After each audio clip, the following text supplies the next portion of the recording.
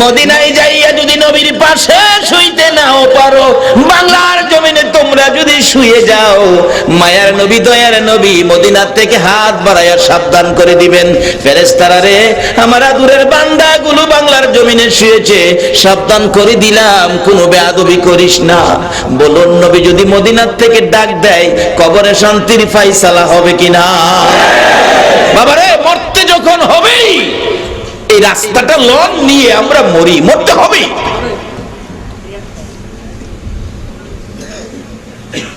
ওমর ডাক দিলেন, বাবা আমার জন্য নবীজির পাশের একটু জায়গানি মঞ্জুর করাইতে পারো, তুমি একটু যাও, তাহলে আমি খুশি হব। নবীর পাশে শুইতো, কিন্তু নবীর গোলামের খাতায় তো নাম লেখাইছে, দেখি নবী গোলাম রে কবুল করে কিনা। দৌড়ে গেছে, মা মাগো আমার বাবাকে সর্বনাশ করেছে, বাবা একটু জায়গা আপনার কাছে চাইছে নবীর পাশে থাকতে, আবু বকর সিদ্দিকের মতো আমার বাবাকে একটু জায়গা দিবেন। কাঁদতেছে ছেলে। মা আয়েশা সিদ্দিকা বলেন, ইচ্ছে ছিল রাসূলের পাশে আমি থাকবো, তোমার বাবা আবদার করেছে, নাও তো করতে পারি না, রাসূল যদি কবুল করেন আমি তো না করতে পারবো না, তুমি দাঁড়াও দেখি আমার রাসূল কবুল করছেন কিনা। নবীজির রওজার পাশে যাইয়া মা আয়েশা সিদ্দিকা ডাকতেছেন, ইয়া রাসূলুল্লাহ, আল্লাহর নবী গো, ওমর মসজিদে নববীতে ছুরির আঘাত খেয়ে মৃত্যুর সাথে পাঞ্জা লড়ছে, এক্ষুনি দুনিয়া থেকে বিদায় হয়ে যাবে। নবী গো আপনার পাশেই ওমর আসতে আবদার করেছে, আমার তো ইচ্ছে ছিল আমি আয়েশা আপনার পাশে থাকবো। আল্লাহর বন্ধু গো আপনি বলে দেন আমি আয়েশা আপনার পাশে থাকবো না আপনার ওমর আপনার পাশে থাকবে। আমার নবী রওজা পাকের ভিতর থেকে মা আয়েশা সিদ্দিকার দিকে লক্ষ্য করে ডাকতেছেন, রে আয়েশা কই রে আমার ওমর, রে আয়েশা আমি রাসূল অনুমতি দিলাম রে আমার ওমর আমার পাশে থাকবে। মদিনায় যাইয়া দেখেন আমার নবীর পাশে নবীর গোলামির খাতায় নাম লেখাইয়া ওমর জান্নাতের বাগানে ঘুমাইছে। এই নবীর গোলামি খাতায় নাম লেখানোর জন্য কিছু সময় আপনারা দিয়ে নবীকে বাড়িতে নিতে আপনারা রাজি আছেন কিনা? নিলে কি হবে? আসতেছি সামনে। ওমরের ছেলে আব্দুল্লাহ দৌড়াইয়া যাইয়া দেখে ওমর একবারে জ্ঞান হারা হয়ে গেছে, চোখ খোলে না, পাশে বসে চোখের পানি ছেড়ে ছেড়ে কাঁদতেছেন। হযরত আলী একটু পর পর ডাকতেছে, এ ভাই ওমর বিদায় হতে চলেছো রাসূলের গোলাম হইয়া রে। ও ওমর বিদায় মুহূর্তে আমি আলী তোমার কাছ থেকে নসিহতপূর্ণ দুইটা কথা শুনতে চাই। হযরত ওমর চোখ খোলে না। হযরতে ওমর ফারুক রাদিয়াল্লাহু তাআলা অপেক্ষায় ছিল নবীজির পাশে শুইতে পারবে কিনা খবর শোনার জন্য। এমন সময় ডাক দিয়ে বললেন, আব্দুল্লাহ বাবা খবর শুনে নাও, আমার নবীর পক্ষ থেকে কবুল করেছে, নবীর পাশেই তোমাকে দাফন করা হবে। ওমর এই ডাকটা শুনে দুইটা চক্ষু খুলে চোখের পানিগুলো জর্জর করে ছেড়ে দিলেন। হযরত আলী বলেন, তখন আমি জীবনের শেষ কথা তার সাথে বলেছিলাম, এ ভাই ওমর তোমার ভাগ্য ভালো গো, নসিব ভালো গো, তুমি নবীর পাশের বিছানা পেয়েছো, নবীর পাশে আবু বকর সিদ্দিকের মতো তুমিও ঘুমাবে। আমি তোমার কাছ থেকে দুইটা শেষ নসিহতপূর্ণ কথা শুনতে চাই। এ ওমর দুইটা কথা কি আমাকে বলে যাবে তুমি বলো। হযরতে ওমর চোখের পানি ছেড়ে ছেড়ে বলেন, রে আলী আমার কাছ থেকে দুইটা কথা শোনার আগে তোমার কাছ থেকে আমি একটা কথা শুনতে চাই রে আলী। আমি দুইটা রাকাত ফজরের নামাজ ইমামতি করে আদায় করার জন্য দাঁড়িয়েছিলাম। একটা রাকাত শেষ করার পর দ্বিতীয় রাকাতে আমাকে ছুরি মারছে রে আলী, আমার দ্বিতীয় রাকাত নামাজটা আদায় হলো না। রে আলী আমার কানে কানে বলে দে ফজরের নামাজের সময় আছে রে আলী, আমি আমার বাকি এক রাকাত নামাজ আদায় করে কবরে যাইতে পারবো নি। কোন অবস্থায় গোলামিতে নাম লেখাইলে আমার নবী ডাইকা ডাইকা পাশে শোয়াই, এই নামাজ একটা রাকাত বাকি শেষ মুহূর্তে জীবন যায় তাও আদায় করতে চাই, আর আমাদের জীবনে শত শত রাকাত নামাজ বাকি আদায় হলো না। বাবারে খালি ওয়াজ শুনলে হবে না, বাড়িতে নিয়ে কাজে লাগাইতে হবে। ডাক্তার আপনাকে ওষুধ দিয়েছে, ওষুধ থুয়ে রাখলে হবে না, ওষুধ খাইতে হবে।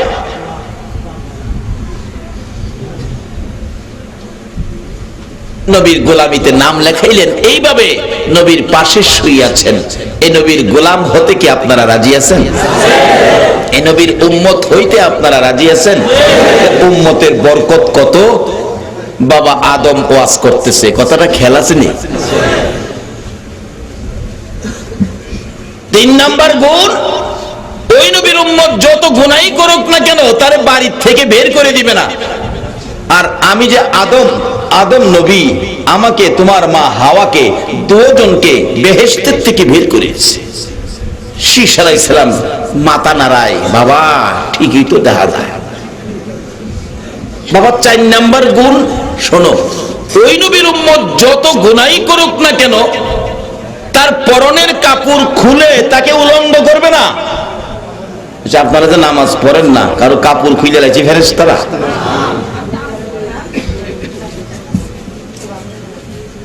মাঝে মাঝে ভাবা যায় কিছু ভাগ হবে, তাই ইচ্ছা করে খুইলা ঘুরায়, আছে না? আর মানুষের পিছে ঘুরে, আরে হেই বেচারা পাগল, তুমি তো পাগল না, তুমি গরু কি লিগা? আর বাবাটা হে আর কয় বাবার কাছে কিছু আছে, বাবার কাছে যা আছে বাবা তো সব দেখাই রাখছে, এর বাইরে আর কি আছে কন্ত? এগুলি না, বাবার কাছে কি আছে এগুলি চিন্তা না কইরা আর তুমি কি হইছো এগুলি চিন্তা করো।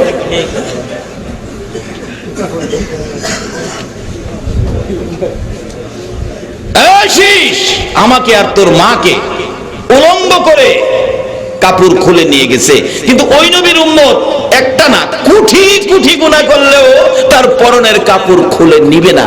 তাইলে আমার চাইতে হে নবীর উম্মতের গুণটা কি? 5 নাম্বার গুণ, ওই নবীর উম্মত যত গুনাহই করুক না কেন তার কাছ থেকে তার বিবিকে দূরে সরাইয়া দিবে না। আচ্ছা, আপনার পোলার মারে কি আপনি নামাজ পড়েন না দেখিয়া এই হালি শহর থেকে সরাইয়া কক্সবাজার ফলাই দিছে? কইতারবেন কেউ? এই শীষ, ওই নবীর উম্মত যত গুনাহই করুক না কেন তার কাছ থেকে তার বিবিকে দূরে সরাইয়া নিবে না। আমার কাছ থেকে তোর মা হাওয়ারে কই যে নিয়া ফালাইছে রে, কই যাও ভাই না। শীষ, ফিস ফিস করিস না। যদি ওই নবী পাস, আমি তো পাইতাম না, তোর আমল যদি ওই নবী আহে তাইলে নবুয়তি ছাইরা দিয়া এই নবীর উম্মত হয়ে যায়। আল্লাহু আকবার বলো। শুধু শীষ নবী না, এইভাবে আস্তে আস্তে শীষ আলাইহিস সালাম আরেক নবী এইভাবে কইতে কইতে আইতেছে, নবুয়তি ছাইরা দিয়া উম্মত হয়ে যায় যদি পাও। ইদ্রিস আলাইহিস সালাম মেরাজের সফরে আমার নবী চতুর্থ আকাশে দেখা, রাসূল বলেন ইদ্রিস তুমি কত ভাগ্যবান নবী, চতুর্থ আকাশে সশরীরে আল্লাহর জান্নাতে গেলা, নাজ নিয়ামত খাইলা, বেহেশতের হুরমালা দেখছো, কি সুন্দর হুর। দেখছেন না তো? যদি দেখতেন কাপড় কইদা খুইলা গেছে খবরও থাকতো না। 70 পেসের কাপড় পরলেও 70 পেসের কাপড়ের ভিতর দিয়া হুরের সুন্দর দেখা যাইত।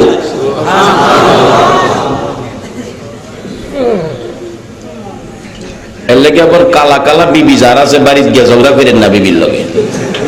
একটা ওয়াজ বিবির লেগে বাড়িতে নিয়েন।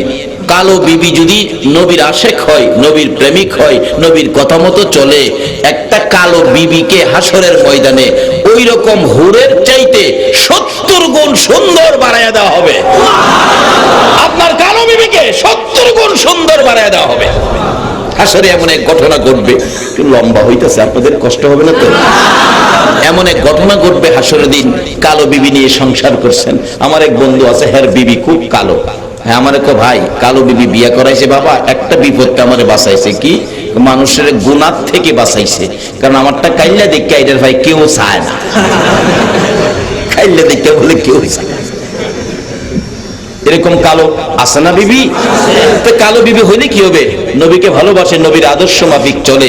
আসলে ইতিহাস খুঁজলে পাওয়া যায়, নবীর জীবনে খুঁজলে পাওয়া যায়, পুরুষের চাইতে নবীর ভালোবাসাটা মহিলাদের মধ্যে বেশি ছিল,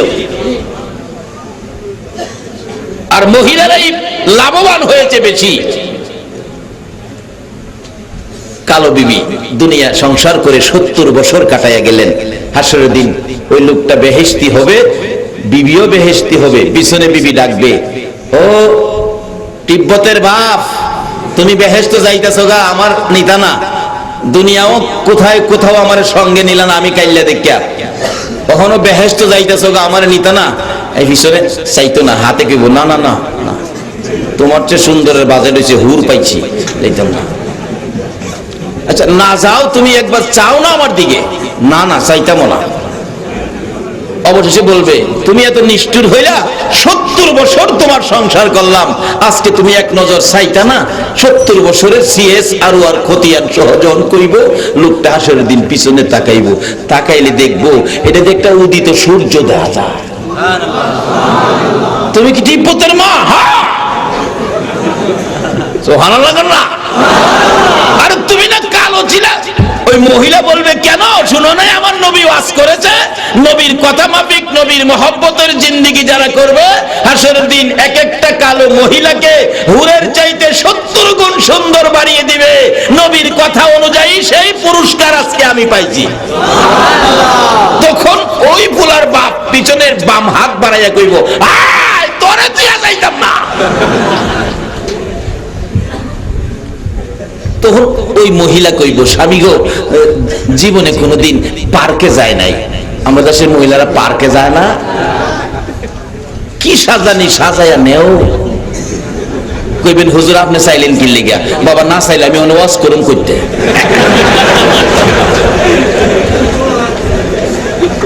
3 বার সাউন্ড যা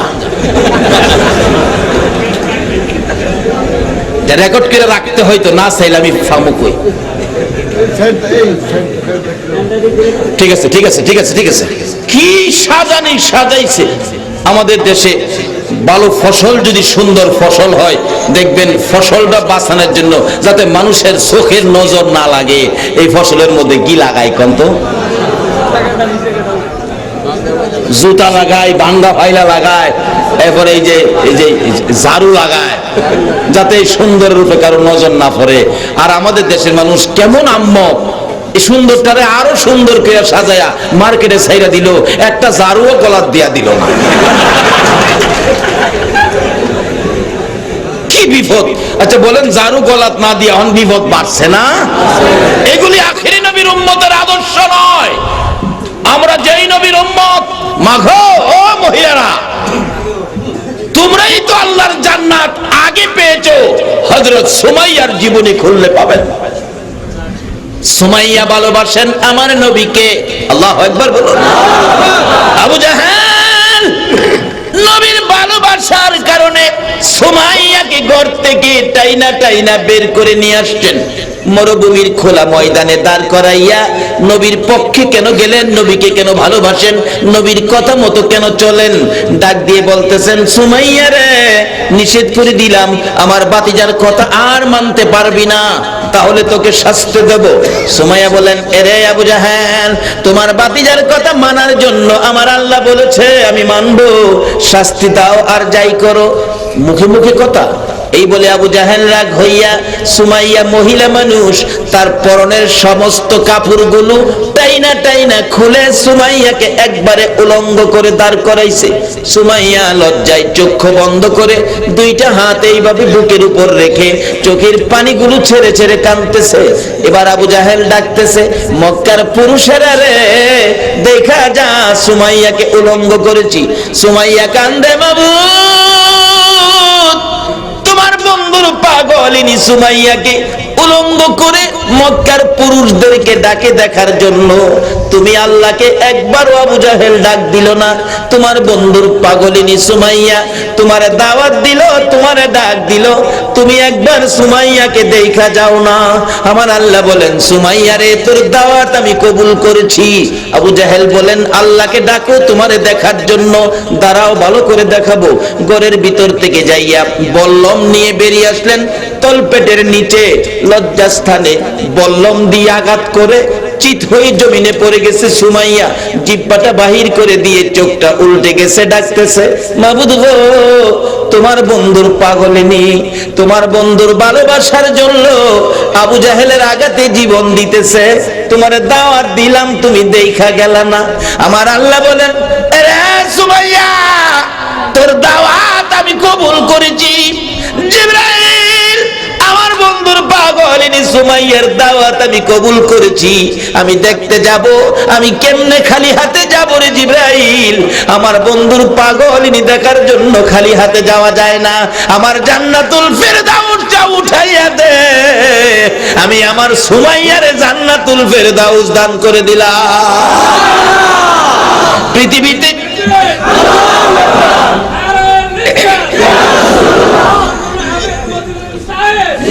পৃথিবীর জমিনে একজনই মহিলা সর্বপ্রথম আমার নবীর ভালোবাসায় জীবন দিয়েছিলেন। মহিলা ও মা বোনেরা, তোমাদের তো কপাল ভালো, তোমাদের নসিব ভালো, তোমাদের মধ্য থেকে আগে শহীদ হয়েছেন।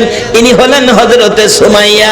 আল্লাহর জান্নাত হাতে লইয়া দুনিয়া ছেড়েছে। আমরা তো সেই নবীর উম্মত, আমরাও সেই রাস্তাটা, জান্নাতটা হাতে নিয়ে নিয়ে যাইতে পারি। সেই রাস্তাটা খুঁজে বের করব যদি আল্লাহ তৌফিক দেন। আপনারা থাকবেন তো না? আবার যাইবেন গা? আচ্ছা, আপনারা কে কে যাইবেন গা? একটু হাত তুলে দেখান তো দেখি। হাত তুলছে? মারহাবা বলুন, মারহাবা।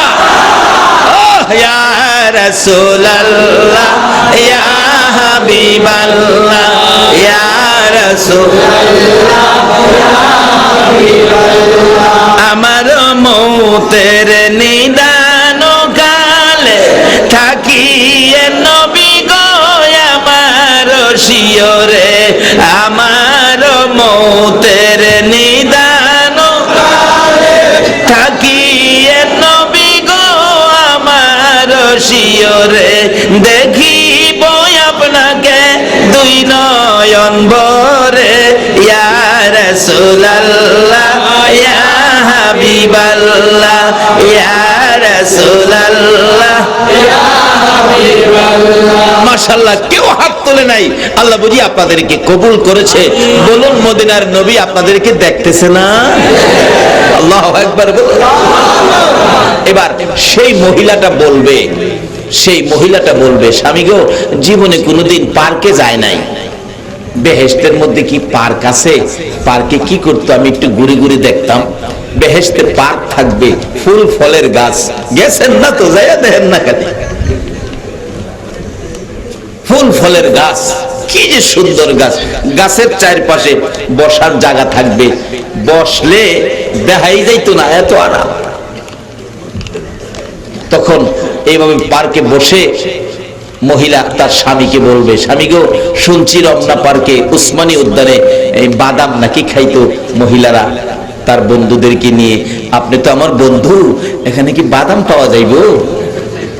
সুবহানাল্লাহ। না, এমনি ছোট্ট ছোট্ট ফেরেশতারা বাদামের প্যাকেট করে নিয়ে ঘুরবে, ডাকবে, বাদাম লাগবো না, বাদাম। স্বামীরে তখন মহিলা আঙ্গুল দা গুতা দিব, আঙ্গুল দিয়া, স্বামী গো, 2 টাকার বাদাম লন না। স্বামীরে কয়। ওখানের দিনের মহিলা কি স্বামীরে কয় না নিজেই যায়? মাগো, তুমি জান্নাতে যাইবা, নবীর আদর্শ নাও, স্বামীরে দিয়া কি নাই? স্বামী গো, 2 টাকার বাদাম লন না। অথচ বাচ্চা ফেরেশতা, বড় না বাচ্চা, 2 টাকার বাদাম লন, বেহেশতি বাদাম, গন্ধ খাওন কেমন হইব? আল্লাহ আপনাদের সেই খাওনের অধিকারী করুক, সকলে বলুন আমিন। সেদিন আবার আমারে বুঝলে গা কি মজা, 2 টাকার খায়া কেউ স্বামী আরো 2 টাকার লন না। খাইতে খাইতে খাইতে খাইতে খাইতে খাইতে 70 বছর পার হইব হুদা বাদাম খাওয়া। অবশেষে স্ত্রী কইব, স্বামী গো মজা পায়া যে খাইতেছেন, টাকা দিবেন কইতে? যে কবর জানবালা কি টাকা নিছেন কেউ? টাকা দিবেন কইতে? কি সমস্যা রে, তখন তো ঠিক হই। এরকম বেজালে আমি পড়ছিলাম একবার। হজ করতে যাইবা না, বেসরকারি ভাবে গেছি তো, এই দেশের টাকা তো নেওয়া যায় না, শুধু 2টা সৌদি রিয়াল আমার পকেট আছে, আর তো থাকা খাওয়ার সবকিছু যেই ট্রাভেলস এর আন্ডারে গেছি, যে মোয়াল্লেমের আন্ডারে গেছি, সারাই তো করবে, আমার তো টাকা লাগবে। এই দেশে গেলে তো ভাই বাতি আছে, টাকা পয়সার অভাব নাই, 2টা টাকা পকেটে। বিমান ছাড়ছে পরেই মাইকে কইতেছে আমরা এখন 33,000 ফিট উপরে আছি, বেল খুইলালাম, বেল খুইলা লাইছি পরাই না, সামনে খাওন দিছি, কয়েক কিসিমের খাওন, যারা বিমানে গেছেন দেখছেন তো। প্রথম দিছে লজেন্স, যাতে বমি টুমি না হয়। আমি লজেন্স হাতে লিয়ে বইরেছি, খাই না। এরপরে আরো খাবার দিছে, ফল ফলাদি, লাল ভাত, এরকম খানা দেওয়ার পরে আমি খাই না, সবাই খাইতেছে। আমার সাথে এক বেচারা, উনি নাকি আরো 7 বার হজ করছে, আমার জিগায় হুজুর খান নাকি লেগে? আমি কি ভাই সাহেব লজ্জার কথা, আমার পকেটে 2টা আছে। সত্যটা বললে অসুবিধা কি আছে? কারণ বিমানের খাবার দাম জানি কত ধরে, বিল জানি কত লিখে দেয়, যদি না দিতে পারি তাহলে লজ্জার ব্যাপার। কারণ আমাদের ভৈরবে যখন ফেরি ঘাট ছিল, এখন তো ব্রিজ হয়েছে, দেখছি এই মানুষ যে কত টর্চারিং করে, খাওয়াইছে 10 টাকা প্লেট চিংড়ি মাছ, 10 টাকা প্লেট, 10 টাকা করে চিংড়ি মাছ। আসলে 10টা চিংড়ি মাছ দিছে, একটা 10 টাকা, আর বুঝাইছে প্লেট 10 টাকা। বেচারা খাইছে, খাওয়ার পরে বিল করছে 150 টাকা। আরে বাবা, 10 টাকা প্লেট চিংড়ি মাছ, 10 টাকা বাদ 20 টাকা হবে। আপনারা কে কইলো 10 টাকা প্লেট? 10 টাকা একটা, আপনারা 10টা দিছি, বিল বানাই দিছে 150 টাকা। মান সম্মান যাইবার দশা। এরকম বিপদ আমি দেখছি নিজের চোখে। আপনার ঠান্ডা প্রাণ ওই সময় 15 টাকা করে বিক্রি করে তারা, 10 টাকার প্রাণ 15 টাকা। আপনি খাইবেন কইয়া ওই মুখটা খুললা, খাইবেন কি না এটা তো জিগাইছে না, খাইবেন কে খুলে লাইছে মুখটা। আপনি বলছেন আমি তোর বাবা খাবো না, না হলে টাকা দেন, খুললেন কেন? এরকম অত্যাচার করতো, নিজের চোখের দেখা। আমার তো এই অবস্থাটা জানা আছে, আমি আবার কই খামুজে খাইলিনি, আবার কই খাইলেন কেন, টাকা দেন। অবশেষে হাজী সাহেব আমার কানে কানে কে, হুজুর খান খান, বিল দিতে হবে না, এইগুলির বিল বিমানের টিকেটের মধ্যে রাখিয়া দিছে তো। বিমানের টিকেট যখন কাটছেন, এই সব খাবারের বিল রাখিয়া দিছে। আরে কোন কি বিল রাখিয়া দিছে, আমি আরো বই দিছি। তখন যেটা শক্ত খাবার ফগড় থুইয়া নরম দিয়ে 2 হাতে মারতাছি। বাবারে, বেহেশতের ভিতরে খাবেন, 70 বছর বাদাম খাবেন, 70,000 বছর খাবেন। খাইতে খাইতে খাইতে খাইতে বিবি সাহেব বলছে বিল দিবেন করতে।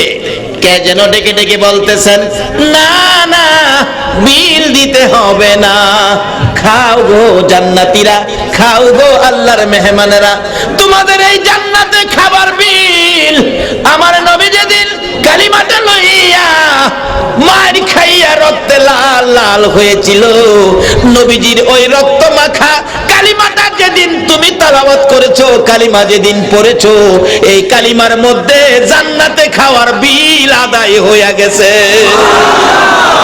নারে তাকবীর!